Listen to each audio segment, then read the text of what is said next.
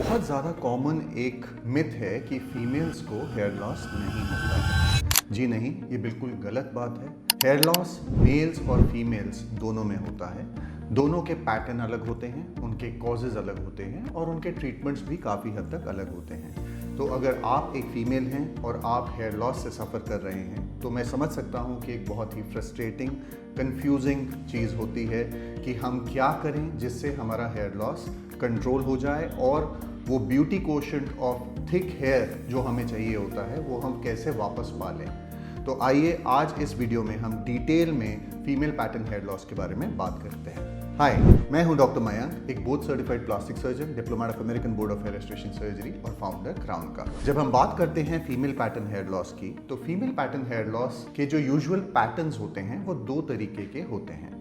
पहला, जिसमें फीमेल्स की जो पार्टिंग जोन होती है, जहां से वो मांग निकालती हैं, वो बीच में से पार्टिंग जोन धीरे धीरे करके वाइड होती जाती है और फिर ये बीच वाला हिस्सा पूरी तरह से डिफ्यूज पैटर्न हेयर लॉस में कन्वर्ट हो जाता है। दूसरा पैटर्न जो फीमेल पैटर्न हेयर लॉस में होता है वो होता है जहां पे फोरहेड का साइज, जो माथे का साइज है, ये धीरे धीरे बड़ा होता जाता है और माथा चौड़ा होता जाता है। इसके साथ में टॉप पे भी आपकी डेंसिटी कम हो सकती है। जब हम ये बात करते हैं कि ये क्यों होता है, तो इसमें सबसे ज्यादा जो कॉमन कॉजेज हैं उसमें पहला कॉज है जेनेटिक्स।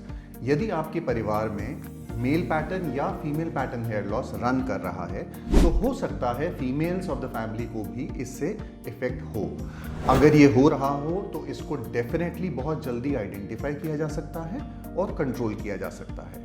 दूसरा सबसे कॉमन कॉज जो फीमेल पैटर्न हेयर लॉस के लिए होता है वो होता है हार्मोनल अबनॉर्मैलिटीज। फीमेल्स में कुछ कंडीशंस होती हैं जिसको कहते हैं पीसीओएस, जिसको पॉलीसिस्टिक ओवेरियन सिंड्रोम भी कहा जाता है, जिसकी वजह से शरीर के बाल ज़्यादा ग्रो करते हैं, बालों को, जो सर के बाल होते हैं उसमें थिनिंग होती है और वजन बढ़ता है विद मेंस्ट्रुअल साइकिल की इरेगुलरिटीज। अगर ये सब चीज़ों में कोई भी चीज़ आपको बॉदर कर रही है तो इसको डेफिनेटली किसी गायनेकोलॉजिस्ट से आप पहले चेक करा के उसके स्पेसिफिक ब्लड टेस्ट, अल्ट्रासाउंड वगैरह करे जाते हैं। वो आइडेंटिफाई करके जब पीसीओएस रूल आउट हो जाए उसके बाद उसके हिसाब से उसकी दवाइयां दी जाती हैं जिससे इस कंडीशन को कंट्रोल में किया जा सकता है। इसके साथ में आपको अपना लाइफस्टाइल मॉडिफिकेशन करना बहुत ज़रूरी होता है, यानी आपकी एक्टिव लाइफस्टाइल होनी चाहिए, किसी फॉर्म की एक्सरसाइजिंग होनी चाहिए, डाइट का ध्यान रखना ज़रूरी होता है। तो ये सब चीज़ों को जब हम होलसम तरीके से फॉलो करते हैं तो आपकी पीसीओएस काफ़ी हद तक कंट्रोल हो जाती है, जिसके बाद स्पेसिफिक हेयर के ट्रीटमेंट्स आपको दिए जा सकते हैं। और जो कंडीशंस जिसमें हार्मोनल अबनॉर्मैलिटीज होती हैं, जैसे कि जब फीमेल्स मीनोपॉज हिट करती हैं, जब मेंस्ट्रुअल साइकिल्स बंद हो जाती हैं फीमेल्स की, यानी लगभग 50-55 साल की एज के आसपास, तब भी जब ईस्ट्रोजन लेवल्स बॉडी में कम होते हैं उसकी वजह से भी हेयर लॉस होता है। थायराइड डिसफंक्शंस, जो अगेन हाइपर या हाइपो फॉर्म में थायराइड की जो कंडीशंस होती हैं, इसकी वजह से भी डिफ्यूज पैटर्न हेयर लॉस होने के बहुत ज़्यादा चांसेस। तो हमें जो चीज़ समझ में आनी चाहिए वो ये है कि अगर हमारे अंदर इनमें से कोई भी सिम्टम्स या साइंस आ रहे हैं तो आपको एक क्वालिफाइड एक्सपीरियंस डॉक्टर के पास जाकर अपने टेस्ट्स कराकर आइडेंटिफाई करना होगा कि कंडीशन क्या है और उसके हिसाब से जब उसकी दवाइयाँ शुरू करी जाती हैं उससे आपका हेयर लॉस को कंट्रोल किया जा सकता है। तीसरी सबसे कॉमन चीज़ जो हेयर लॉस करती हैं फीमेल्स में उसको कहते हैं ट्रैक्शनल एलोपेशिया। ट्रैक्शनल एलोपेशिया होता है जब आप अपने बालों को बहुत ज़्यादा खींचकर बांधते हैं तो आपकी हेयरलाइन की रिसेशन होनी शुरू हो जाती है, जो हेयरलाइन के जस्ट बियॉन्ड के एरियाज में थिनिंग के फॉर्म में आती है। कोशिश करके जब बच्चे छोटे होते हैं या अगर आप बहुत लंबे टाइम तक ब्रेड्स या प्लेट्स बांध रहे हैं तो इन चीज़ों को आप बिल्कुल ढीली तरीके से बांधिए या अपने बालों को लूज कंट्रोल में रखिए, इस तरीके से कि बहुत ज़्यादा स्ट्रेच आपके फॉलिकल्स के ऊपर ना आए।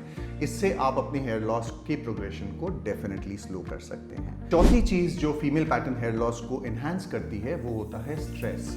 जब आप किसी एक्यूट फॉर्म के स्ट्रेस से सफ़र कर रहे होते हैं, जैसे कि मेजर कोई एलिमेंट हो गया है, बहुत बीमारी हो गई है, टाइफॉइड, ट्यूबरकुलोसिस, कोविड, कोई भी ऐसी चीज़, या कोई हॉस्पिटल एडमिशन हुआ है, या आपकी कोई मेजर एनेस्थीसिया के अंदर कोई सर्जरी हुई है, या किसी मेजर कोई ट्रॉमा या एक्सीडेंट के बाद आपको बेड रिडन रहना पड़ा हो, तो इसके बाद लगभग 2 से 3 महीने बाद आपको एक्सटेंसिव शेडिंग और थिनिंग दिख सकती है। इसको टीलोजन लॉस कहते हैं। ये ज़्यादातर अपने आप कंट्रोलेबल होता है, लेकिन इसके लिए भी कुछ ट्रीटमेंट्स हैं जो आपकी हेल्प कर सकते हैं।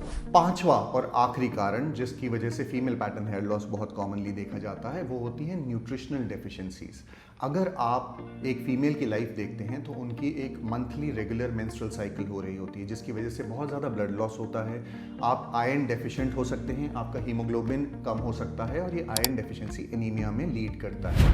अगर ये कंडीशन आपके अंदर है तो उससे आपको हेयर थिनिंग डेफिनेटली दिख सकती है। इसके अलावा अगर आपकी डाइट में प्रोटीन डेफिशिएंसीज हैं या फिर विटामिन D3, B12 की डेफिशिएंसीज हैं तो ये भी आपकी हेयर थिनिंग और हेयर लॉस एनहांस कर सकते हैं। ये सारे कारण जो मैंने आपको समझाए वो ग्रॉसली जो पैथोलॉजी में करते हैं वो करते क्या है। प्रैक्टिकली बालों की एक साइकिल होती है जिसको एनाजन कैटाजन टीलोजन साइकिल कहते हैं, जिसपे बाल ग्रो करते हैं, एक रेस्टिंग फेज में जाते हैं, शेड होते हैं और वापस ग्रो करते हैं। अगर इस साइकिल के अंदर किसी भी फॉर्म की डिसरप्शन आती है तो उसके कारण की वजह से आपको हेयर थिनिंग या हेयर लॉस दिख सकता है। अब हम बात करेंगे इसके डायग्नोसिस की। तो हम कैसे फीमेल पैटर्न हेयर लॉस को डायग्नोस कर सकते हैं। अगर आपकी शेडिंग बहुत ज़्यादा है, 100-200 बाल से ज़्यादा आपके रोज के झड़ रहे हैं और महीनों महीनों झड़ रहे हैं और आपके साथ में विजिबिलिटी ऑफ द स्कैल्प नज़र आनी शुरू हो गई है कि आपकी स्किन नज़र आ रही है सर पे, या आपको लग रहा है आपकी ओवरऑल वॉल्यूम जो आप बाल बांधते थे वो पहले से बहुत कम हो गई है और बहुत रैपिडली, बहुत जल्दी over a period of 6 months to 1 year के अंदर बहुत कम हुई हैं, तो आपको एक क्वालिफाइड एक्सपीरियंस प्लास्टिक सर्जन या डर्मेटोलॉजिस्ट से जाके मिलना चाहिए, जो आपकी एक ट्राइकोस्कोपिक इवैल्यूएशन करेंगे। इस ट्राइकोस्कोपिक इवैल्यूएशन के बाद आपकी microscopic view of the scalp को आइडेंटिफाई किया जाएगा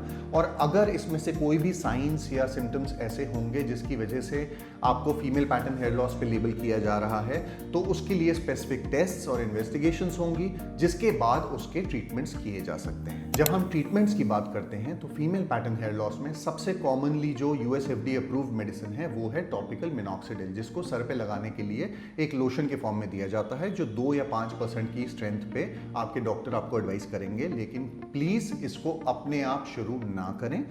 आज की डेट में बहुत सारे ऑल्टरनेट सीरम्स भी आ गए हैं जिसको भी यूज किया जा सकता है, लेकिन आपके लिए कौन सी दवाई सही रहेगी वो आपके डॉक्टर को डिसाइड करने दीजिए, ये आप खुद ना करें।